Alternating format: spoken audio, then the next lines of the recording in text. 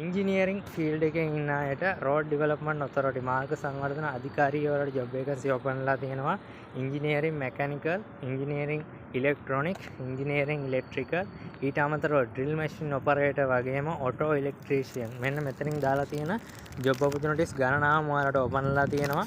මේකට ඔයාලට ඇප්ලිකේෂන් දාගන්න තියෙන්නේ රෙජිස්ටර් පෝස්ට් ඇප්ලිකේෂන් එක වගේම මේවට රික්වයර්මන්ට් කරන ක්වොලිෆිකේෂන් ජොබ් ඩීටේල් ෂීට් එක මම ලින්ක් එකකින් ඔයාලට දාලා තියෙනවා මේකේ ඩිස්ක්‍රිප්ෂන් එකේ වගේම කමෙන්ට් සෙක්ෂන් එකේ. මේක TikTok එකේ බලන කෙනෙක් නම් හොයාගන්න අපහසුයි නම් මගේ ප්‍රොෆයිල් එක ක්ලික් කරගන්න. ප්‍රොෆයිල් එකේ මගේ බයෝ ලින්ක් එකට යන්න. බයෝ ලින්ක් එකෙන් මගේ Facebook page එකට වගේම YouTube channel එකට ඔයාලට යන්න පුළුවන්.